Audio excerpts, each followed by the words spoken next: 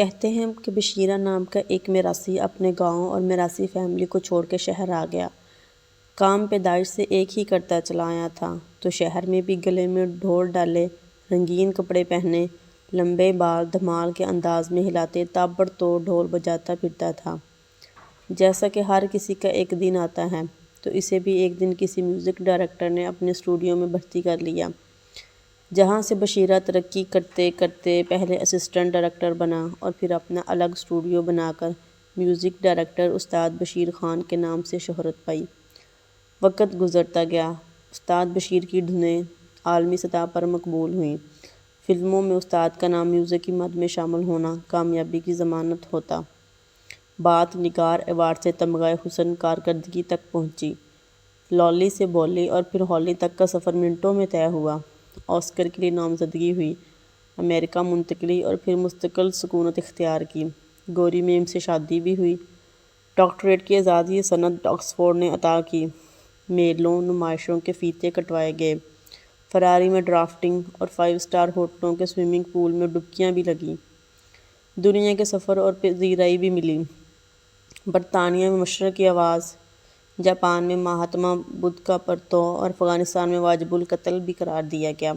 کسینوں میں لاکھوں کی شرطیں لگیں اور بیگ سے ڈرگز برآمد ہوئیں۔ کپڑوں کا ایک انٹرنیشنل برانڈ متعارف کروایا۔ چوہدری بشیر اینڈ سنز کے نام سے سپر اسٹور کی ایک چین بھی بنائی۔ 50 سال گزر گئے۔ چوہدری بشیر کے گھٹنے سیڑھیاں چڑھتے کٹک کٹک کرنے لگے۔ گوری میم بھی ٹائٹینک میں بلو ہارٹ سمندر برد کرنے والی بڈھی جیسی ہو گئی۔ اب چوہدری صاحب کو خدا یاد آیا۔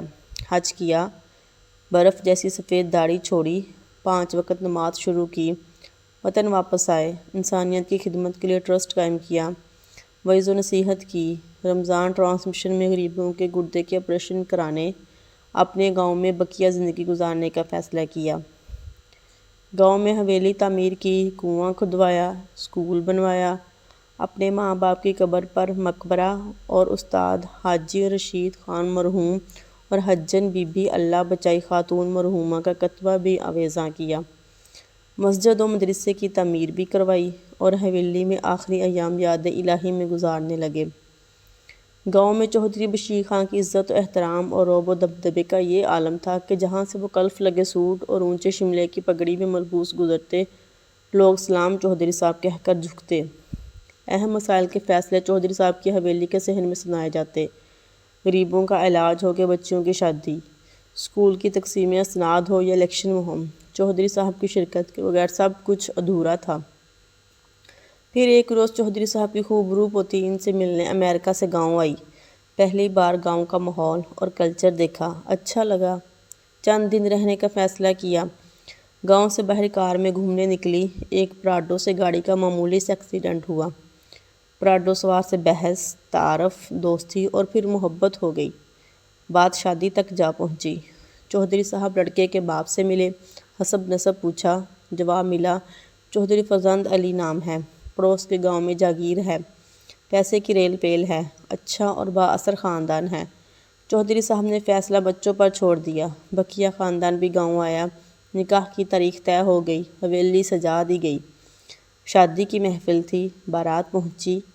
پتہ چلا کہ لڑکی کے دادا شہر سے آئے ہیں۔ چوہدری صاحب کی نشست کے برابر میں لڑکی کے دادا برائے جوان ہوئے۔ تعارف ہوا، کچھ آنکھیں چار ہوئیں، کچھ یادداشت کھنگالی گئی۔ آخر کار ایک دوسرے کو پہچان لیا گیا۔ پرانی شناسائی نکلی۔ اوئے بشیرے کنجر تو کاہے کا چوہدری؟ سوال ہوا۔ اوئے بوٹے مسیح مسلی تو کب کا مسلمان ہوا؟ کا جواب ملا۔ تلخ کلامی ہوئی۔ اوئے لعنتی دی اولاد، اوئے میراثیاں دا ٹولا، اوئے بلی کتے کھانے والیو،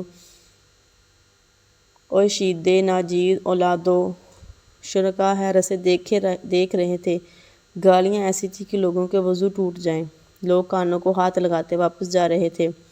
اونچے شملے تھے، کلف لگے سوٹ تھے، دولت تھی، عزت تھی، سوشل ورک تھا، اعزازی ڈگری بھی تھی، پر زبان بازاری تھی۔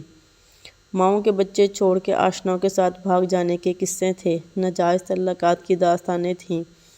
بشیر میراثی کو چوہدری بشیر خان بننے میں گو 50 برس لگے ہو۔ واپسی 5 منٹ میں ہوئی تھی۔ سب کو سبق مل گیا تھا کہ زمان و مکان کی تبدیلی ہو یا پوزیشن و لباس کی، اسے ایوان اقتدار پر برا جمان کیا جائے یا عطر میں بسا کر منبر و محراب کا ٹھیکیدار بنا دیا جائے، انسان کی اصل کبھی تبدیل نہیں ہوتی اور منہ کھولتے ہی اوقات کا پتہ چل جاتا ہے۔